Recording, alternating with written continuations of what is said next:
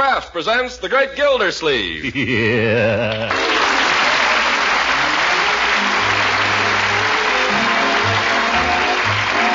The Kraft Cheese Company, makers of Parquet margarine and a complete line of famous quality food products, presents Harold Peary as The Great Gildersleeve. Kraft brings you The Great Gildersleeve every week at this time, written by John Whedon and Sam Moore. We'll hear from The Great Gildersleeve in just a moment. If you're taking the family on a picnic this Memorial Day, surprise them with a variety of tempting treats made with Pabstet, the delicious golden cheese food. Pabstet goes a long way toward satisfying hearty appetites because Pabstet is so delicious in so many appetizing ways. For example, blend a smooth, luscious Pabstet cheese sauce into a macaroni loaf or a molded cheese loaf or a molded vegetable ring. They're easy to prepare and delicious on an outing. Dates or prunes stuffed with Pabstet make another grand picnic treat. And, of course, it goes without saying that Pabstet is wonderful as a sandwich spread, rich in mellow cheddar cheese flavor. Remember, too, that Pabstet adds nourishing goodness, muscle-building proteins, food energy, milk minerals, and vitamin A. So head up your shopping list with Pabstet, the delicious golden cheese food. Don't forget, the name is Pabstet.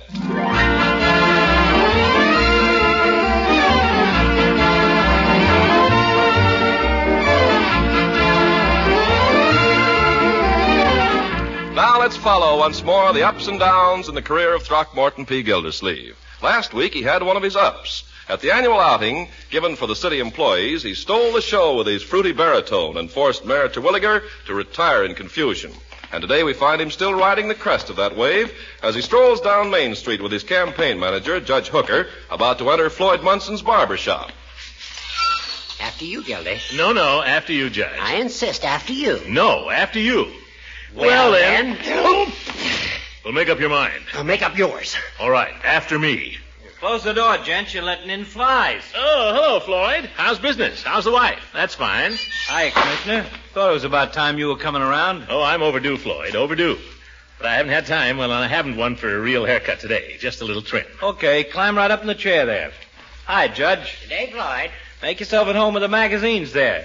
It's a new Esquire that's worth looking at. I'm not interested in Esquire, Floyd. Where is it? Well, it's there somewhere. Don't miss the Varga girl. Brother, that girl telephones in the darndest positions. Well, how you been, Commissioner? Well, I can't complain, Floyd. Can't complain. I hear where you knocked him dead at the mayor's picnic the other day. Oh, hardly that, Floyd. Did you see what the indicator said about me? Yeah, I saw that. Judge, you've got the newspaper clipping there. Read it to Floyd. But I told you I read it. That's all right. Read it again, Judge. I like to hear it. Judge. Huh? What's that? Put down the Esquire and read us that clipping from the indicator again, will you? Oh, certainly. I got it right here.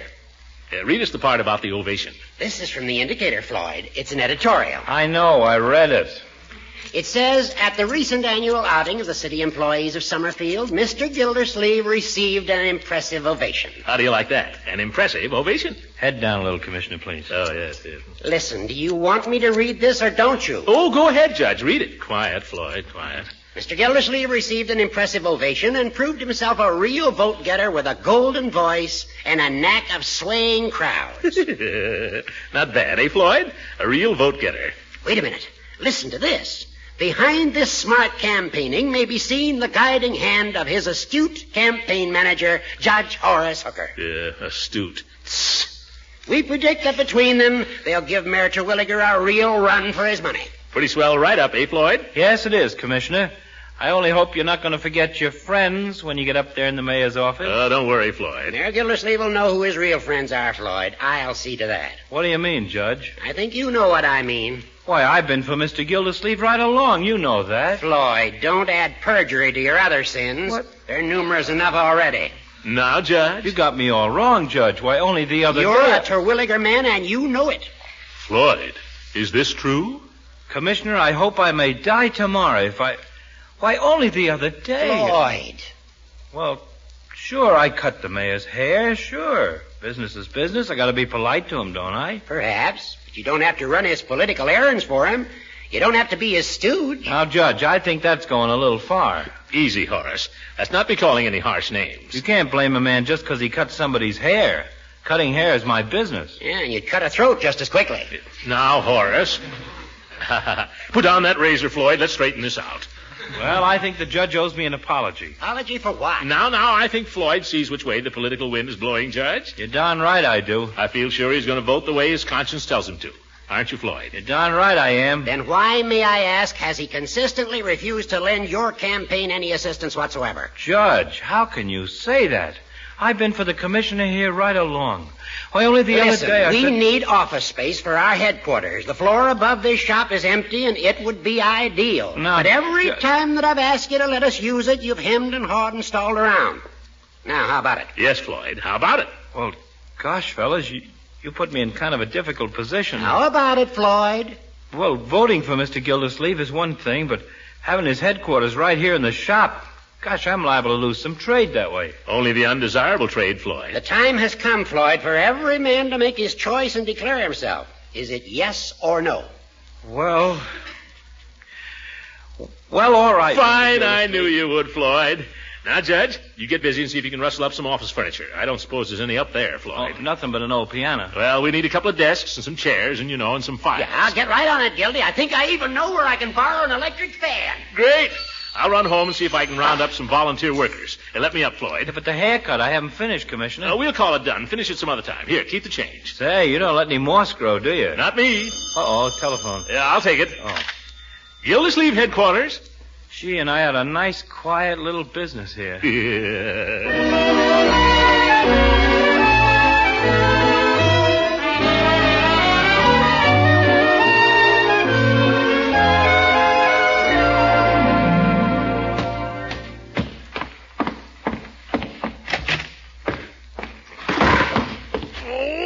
Who left that right inside the door? Is that you, Uncle Mort? Certainly it's me. Look at this hallway. Baseball gloves, comic books. It's lucky I didn't break my neck.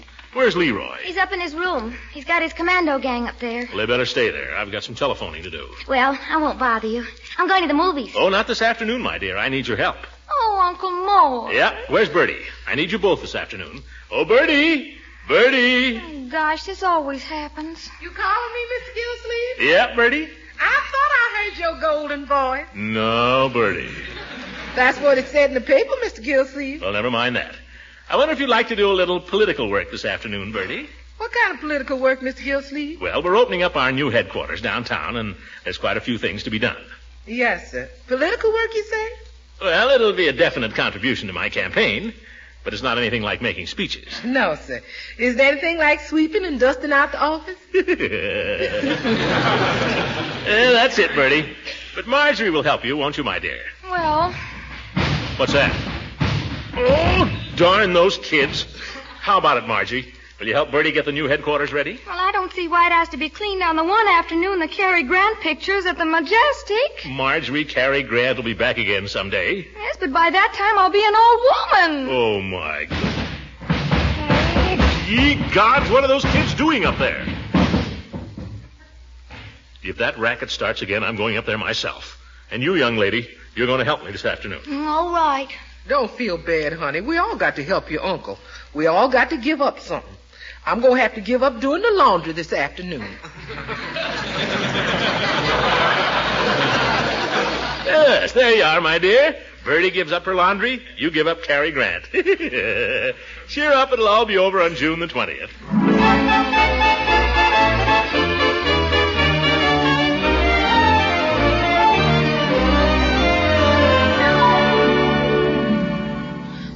To use it because I'm head of the commandos. Well, the whole thing was my idea, so naturally I get first Oh, shot. for corn's sake, the commandos will please come to order. What's that mean? Piggy, don't you know anything? Everybody knows what come to order means. Well, I don't. What does it mean, Leroy? It means shut up. Now come to order. Well, I don't see why you always have to be the boss. Who said you were the boss anyway? Do we have to go all over that again? Come to order. Okay. I bet there's a catch to it. There's no catch, Whitey. Gosh, don't you understand? We gotta be systematic. We gotta vote and decide this question. What question? What have we been arguing about for half an hour? If we just take a vote on it, the majority can decide. Well, for corn's sake, why didn't you say so? Okay, let's vote. Wait a minute. First, everybody gets a chance to speak. Me first. Why do you have to be first? What difference does that make? It doesn't make any difference who goes first. I'm offering to go first just to give you the idea. Okay, go ahead. Gosh. Okay. Fellow commandos, I believe I should be the first one to use the new flamethrower because I am head of the commandos, and so naturally I should go first. Who said you were the head? Piggy, that's all settled. Go ahead and make your speech. Why does he go next? What difference does it make? Leroy just told you it doesn't make any difference.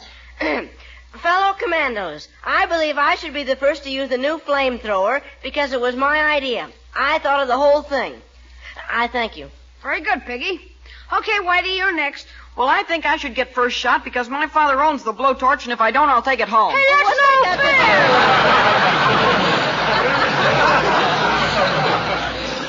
If you do that, you're a poor sport, Whitey. Besides, who thought of it in the first place? I don't care. Well, now, let's get this over with. Let's have the vote.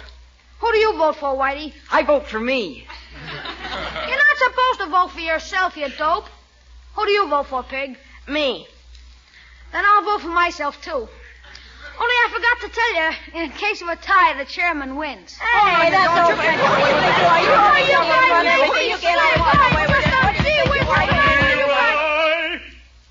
Now look what you did. Is that you, Unc?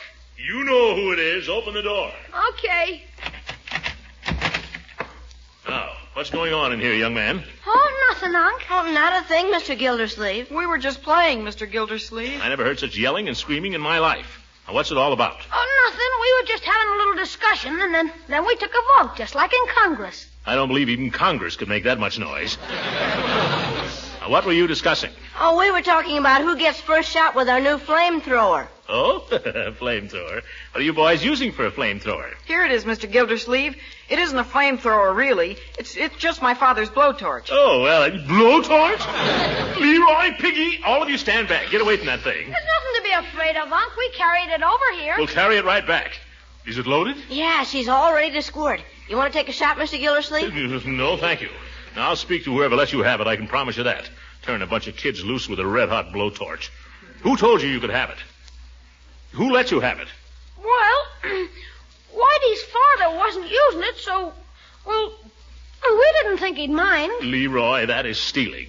Boys, I'm surprised at you. This is the kind of thing that leads to gangsterism. Oh, it couldn't, Unc. We're just commandos. When you start stealing blowtorches, you're gangsters, Leroy. Now, why can't you boys find some wholesome occupation for your time? There ain't any. There aren't any. Oh. Well, I'll provide one for you. I'll give you boys an assignment much more important than playing commando. I'll give you a chance to help the whole community. Does it work, Unc? Let me explain it my own way, Leroy. As you boys probably know, I'm running for mayor of Summerfield. Yeah, I saw you win the pie eating contest at the picnic. Cute. Well, Mayor Terwilliger has got posters up all over town with his picture on them, telling people to vote for him. Now, I want to put some posters around with my picture on them. And if you boys will distribute my posters, you'll be doing the city of Summerfield a big favor. Now, doesn't that appeal to your patriotism? Perhaps I haven't made that quite clear. Oh, yeah, it's pretty clear. I'm offering you, commandos, a chance to fight the forces of corruption in this town. Give Summerfield a good, honest government. What do you say? I forgot to mention, each commando gets 50 cents when the job is done. Oh,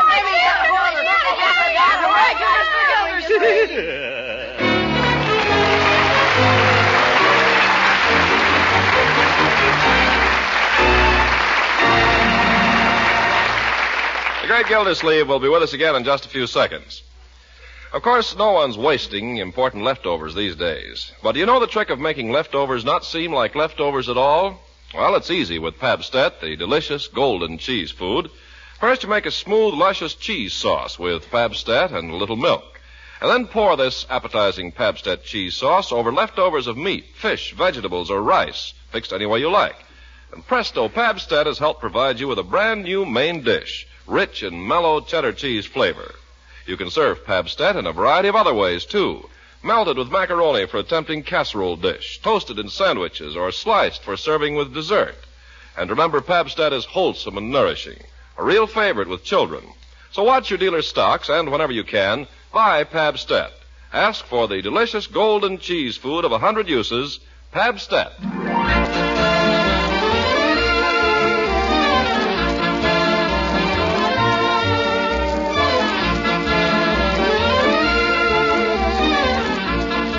Now, let's get back to the Great Gildersleeve. An afternoon of hard work by everyone but the candidate himself has put his headquarters in pretty good shape. But there's just one difficulty. Nobody has come near the place.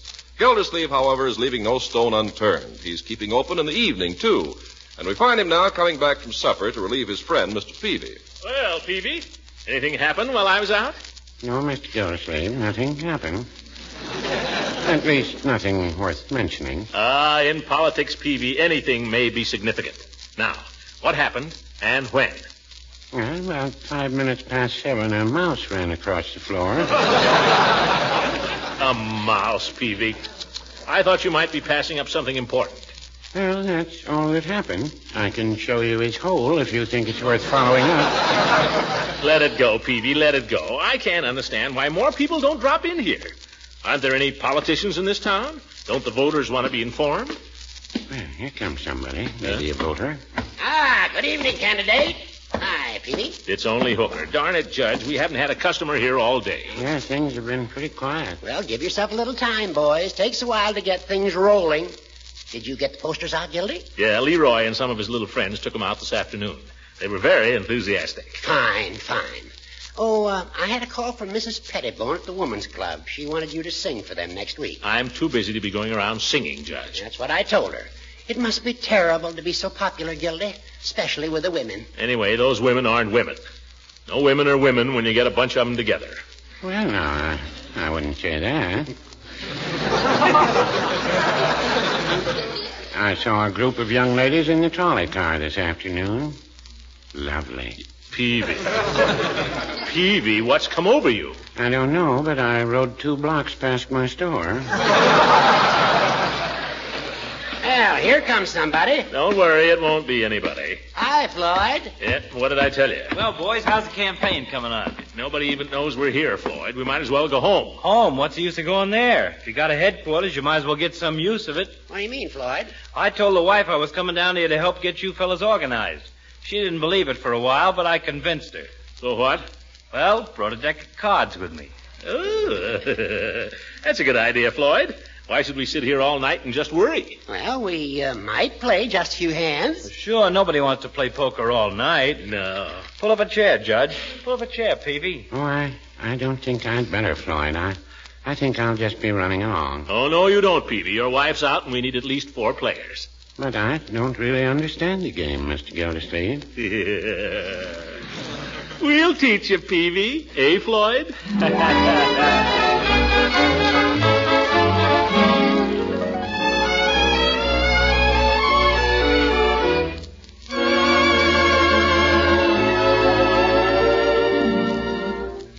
Well, I'll call. What do you got this time, Peavy?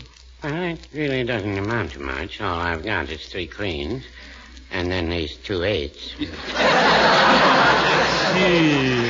Well, I'm licked. Telephone. You take it, Judge. Another hand, boys. Yeah, deal faster. I'll never get even. Gildersleeve headquarters. I'm sorry, Mr. Gildersleeve is very busy right now. This is campaign manager. Could I give him a message? Must be long distance the way the judge is shouting. Yeah? Yes? In just a minute, I'll ask him. It's the president of the Kiwanis Club, Gildy. They're giving a smoker Friday night, and they want to know if you will be the guest of honor. Oh, tell them I'd be only too happy. I suppose they'll want me to say a few words. Mr. Gildersleeve says that he'd be only too happy to say a few words. Ask him what topic they'd like me to speak on, Judge. Oh, I see. Oh, just a minute. They don't want you to speak, Gildy. They want you to sing. Sing? What is this? I'm a busy man, Judge.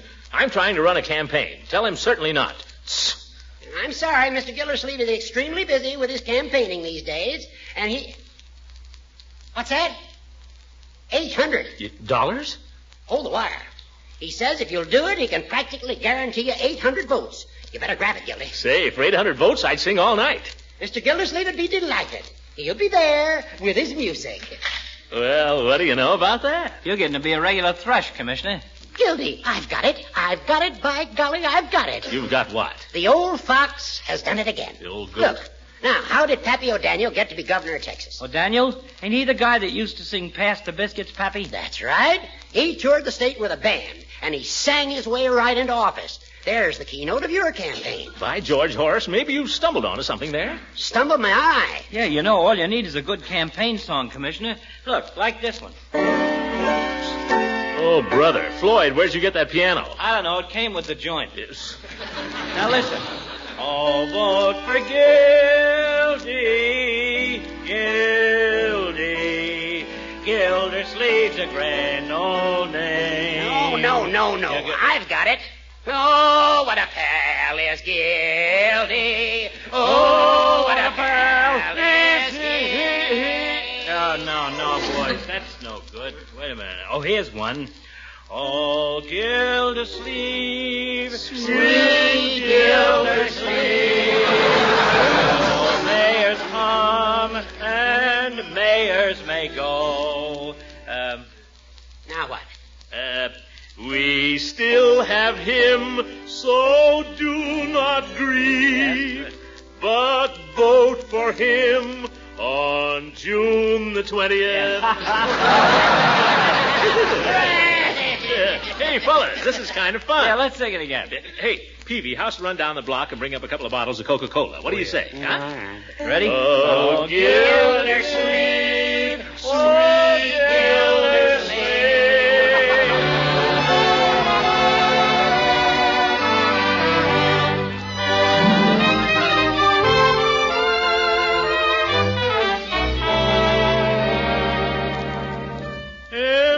For the million things she gave me. Oh, it's only that she's growing old, growing old. It is for the tears she shed to save me. Hold it. Telephone. Well, I'll take it. Gildersleeve headquarters, Gildersleeve speaking. What? Leroy? What's he done? Now, see here, you can't do that. You hold on, I'll be right down there. What's wrong, Gildy? Leroy, they got him down at police headquarters. What for? Darned if I know. I thought he was home in bed, Judge. Anyway, it's persecution, that's what it is. By George, if Terwilliger's back of this, I'll have the law on him. Come on, fellas. Come on, Floyd. Come on, Peavy.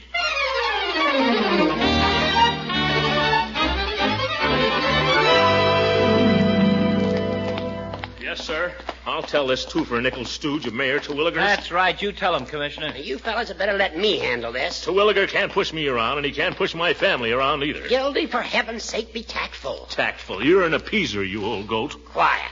Now, I think that we should leave Floyd and Peavy outside here. Okay. If you need any help, Commissioner, just holler. Unc, don't let him put me in jail. I want to go home. Don't worry, Leroy. Now, see here, Chief. I'm not going to stand for this. Gildy, please. You can't push me around just because Terwilliger is mayor. And if I... Now, wait a minute, Commissioner. Nobody's pushing anybody around yet. So let's not start anything, shall we? That's what I've been telling him, Chief. Shut up, Gildersleeve, and let me represent Leroy. Well, he's my nephew, and Shut up. Give me a cigar. Cigar? Here. Thank you. Have a cigar, Chief. Much obliged, Judge. Now, what's my young friend here charged with? Well, I haven't been able to figure out the law on it, Judge. It might be a 92A, and then on the other hand, it might be a 316. What have you been doing, Leroy? Nothing, Unc. Will you kindly let me handle this, Gildersleeves? Forget the law, Chief.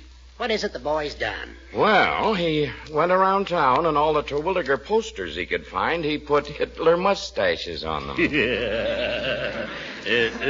How could you do such a thing, Leroy? I was just trying to help you out, Unc. Don't let him put me in jail. Now, don't you worry, Leroy.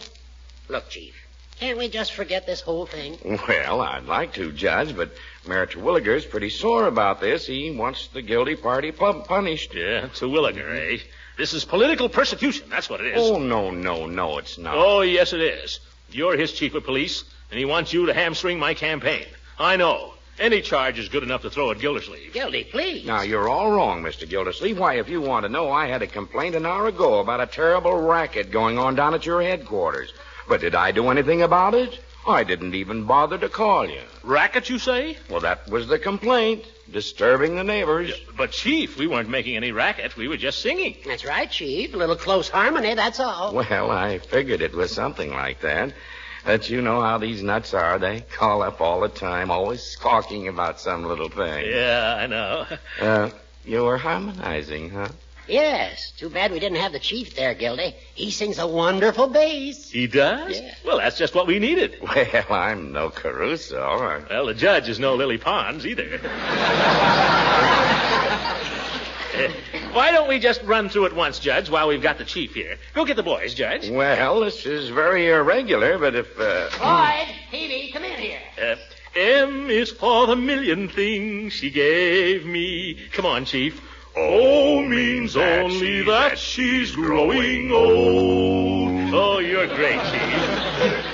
T is for the tears she shed to save me.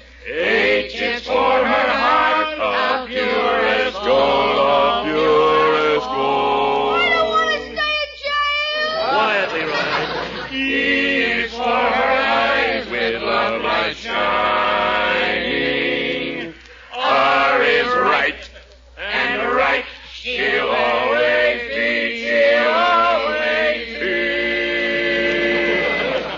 Take it, Peavy. Put them all together, they spell more. The word that means the world to me. The world to me.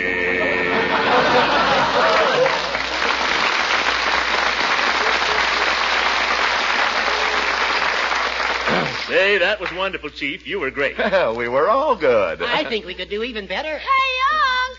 Leroy, what are you doing up? It's way past your bedtime. We better send the boy home, eh, Chief? Well, it would be a little irregular, but if the judge is willing to close one eye, I'll close the other. Run along home, Leroy. I'll close the judge's eye. All right, fellas, all together. M is more than a million things she gave me. O means only that she's growing old, she's growing old.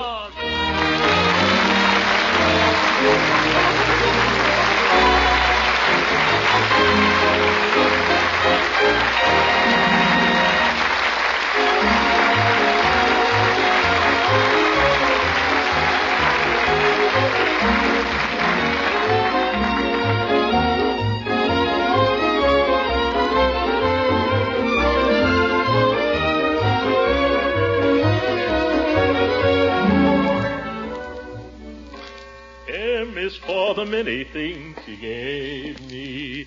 O means oh, it's awfully late. Better look in and see if Leroy got home all right. Look at him lying there, sleeping so peacefully. Cute little fella.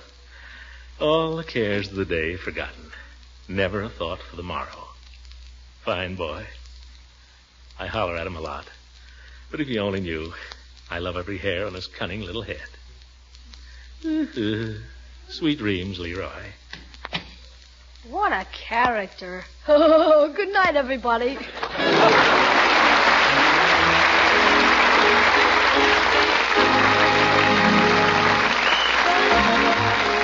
on this program is directed by Claude Sweeten. This is Ken Carpenter speaking for the Kraft Cheese Company, makers of parquet margarine and a complete line of famous quality food products. Kraft invites you to listen again next week for the further adventures of the Great Gildersleeve.